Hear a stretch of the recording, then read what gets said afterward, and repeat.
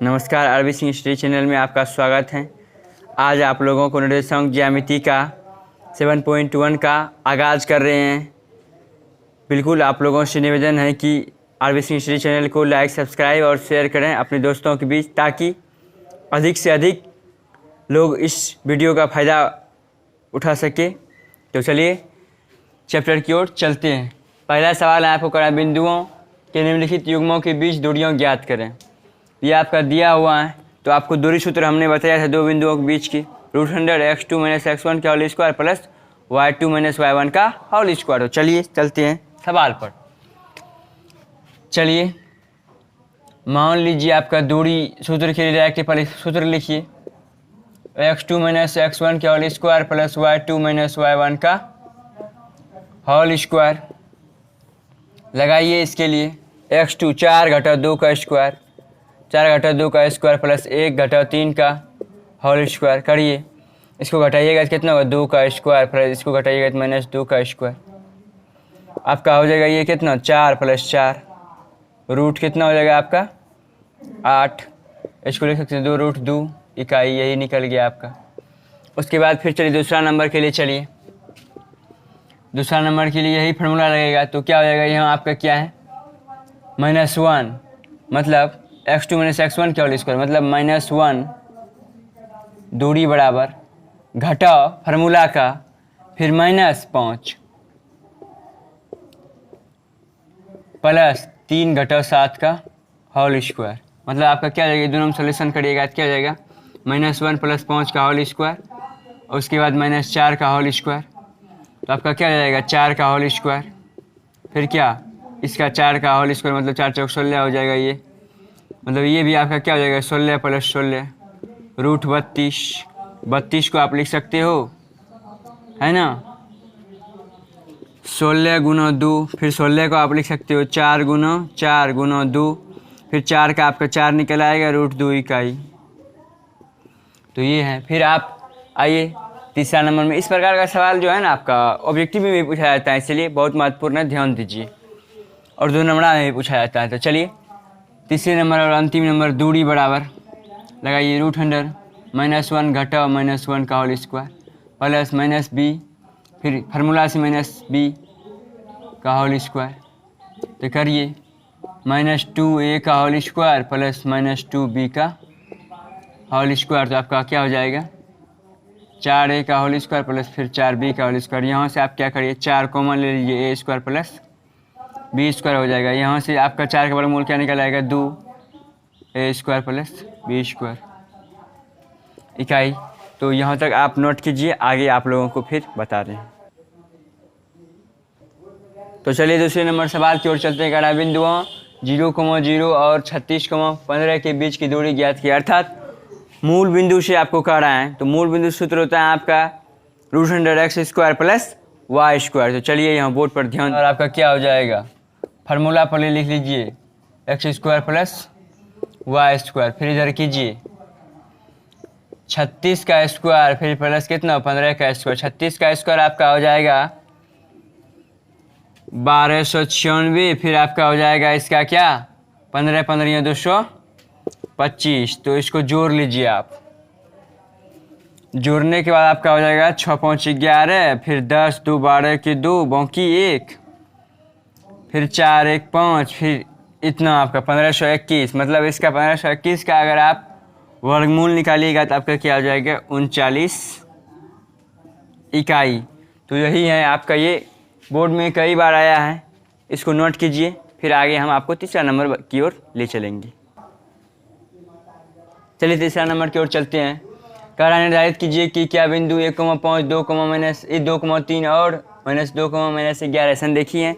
तो संरेखी के लिए आपको पहले बताया, जब किन्हीं दो बिंदुओं का है ना बीच की दूरी तीसरे बिंदु की बीच की दूरी के बराबर होता है, तो आपको क्या होता है, संरेखी होता है। चलिए सवाल पर चलते हैं। a बराबर आपको मान लिया गया इतना दिया है, b बराबर आपको दिया है 2,3 और c बराबर आपको दिया गया है -2 और -11। तो a b बराबर निकालिए, दूरी सूत्र लगाइए x2 - x1 का whole square plus y2 - y1 का होल स्क्वायर करो। क्या हो जाएगा, 2 घटाओ 1 का होल स्क्वायर, 2 घटाओ 1 का होल स्क्वायर प्लस 3 घटाओ 5 का होल स्क्वायर कीजिएगा, इसका क्या 1 का स्क्वायर क्या हो जाएगा आपका 1। फिर आप इसको करोगे हल कितना -2 का होल स्क्वायर, तो मतलब कितना हो जाएगा आपका 4 रूट कितना 5 इकाई। फिर चलिए BC की बात कीजिए, √100 क्या हो जाएगा आपका, वही फार्मूला लगेगा लेकिन आपकी बार डायरेक्ट कर रहे हैं, -2 घटाओ 2 का होल स्क्वायर प्लस -11 घटाओ 3 का होल स्क्वायर करिए, -4 का स्क्वायर 16, फिर आपका कितना हो जाएगा -11 -3 -14 का स्क्वायर 196, तो जोड़ करके आपका आ जाएगा, जोड़ लीजिए 6 2 12 1 2 बाकी 1 10 1 11 के 1 है ना 1 1 2 212 इकाई हो गया। फिर AC के लिए कीजिए आप, AC के लिए आपका क्या हो जाएगा -2 घटाओ 1 का होल स्क्वायर प्लस -11 घटाओ माइनस कितना 5 का होल स्क्वायर करिए, इसको कितना हो जाएगा आपका -3 का स्क्वायर कितना हो जाएगा आपका 9, फिर -11 -5 -16 का स्क्वायर आपका क्या हो जाएगा -16 का 196, अरे 16 का आपका स्क्वायर हो जाएगा क्या, थोड़ा ध्यान दीजिएगा इस जगह 196 नहीं होगा 256 हो जाएगा, आप 16 256 है ना। अब इसको जोड़ लीजिए थोड़ा सा, 265 इकाई हो गया आपका। तो आप देख रहे हैं कि इन्हीं दो भुजाओं का है ना योग तीसरी भुजा के योग के बराबर नहीं है, इसीलिए आपका क्या है, इसीलिए ये बिंदु संरेखी नहीं है। तो चलिए तीसरा नंबर आप नोट कीजिए। तो चलिए चौथे नंबर सवाल की ओर चलता है, कहता है जांच कीजिए कि क्या बिंदु 5, -2, 6, 4 और 7, -2 एक समद्विबाहु त्रिभुज के शीर्ष हैं। तो मान लेते हैं है ना, पहला बिंदु आपका मान आ गया 5, -2 A और B बराबर, फिर आपको 6, 4 और C बराबर आपका मान आ गया 7, -2, ठीक है ना। इसका जांच कर लेते हैं। कोई त्रिभुज समबाहु तब होता है जब उनकी कोई भी दो भुजा आपस में क्या हो बराबर हो, वह त्रिभुज जिसकी कोई भी दो भुजा आपस में क्या हो बराबर हो, उसे क्या कहते हैं समद्विबाहु त्रिभुज। तो चलिए ध्यान देते हैं सवाल की ओर। AB बराबर पहले निकालते हैं कि ना x2 - x1 का whole square plus y2 - y1 का होल स्क्वायर, लगाइए फार्मूला यहाँ क्या हो जाएगा आपका 6 घटाओ 5 का होल स्क्वायर, 6 घटाओ 5 का होल स्क्वायर प्लस 4 घटाओ -2 का होल स्क्वायर करिए, इसको क्या हो जाएगा आपका 1 का स्क्वायर, फिर इसको करिएगा 4 2 6 का स्क्वायर, मतलब आपका ये हो जाएगा कितना 1 का स्क्वायर 1 फिर 6 का स्क्वायर 36, मतलब √37 इकाई। फिर चलिए BC में, BC बराबर क्या होगा 7 घटाओ 6 का होल स्क्वायर प्लस -2 घटाओ 4 का होल स्क्वायर करिएगा, तो इसका कितना हो जाएगा 1 का स्क्वायर फिर क्या -6 का स्क्वायर, 1 का स्क्वायर 1 फिर -6 का स्क्वायर 36, कितना √37 इकाई। ध्यान देने योग्य बात क्या है, दो लगातार भुजा आपका क्या हो गया बराबर हो गया, अतः आपका त्रिभुज के क्या है ना बिंदु इतना इतना इतना समद्विबाहु त्रिभुज के शीर्ष हैं। तो लिखेंगे चूंकि AB बराबर BC बराबर कितना √37 इकाई, अतः दिया गया बिंदु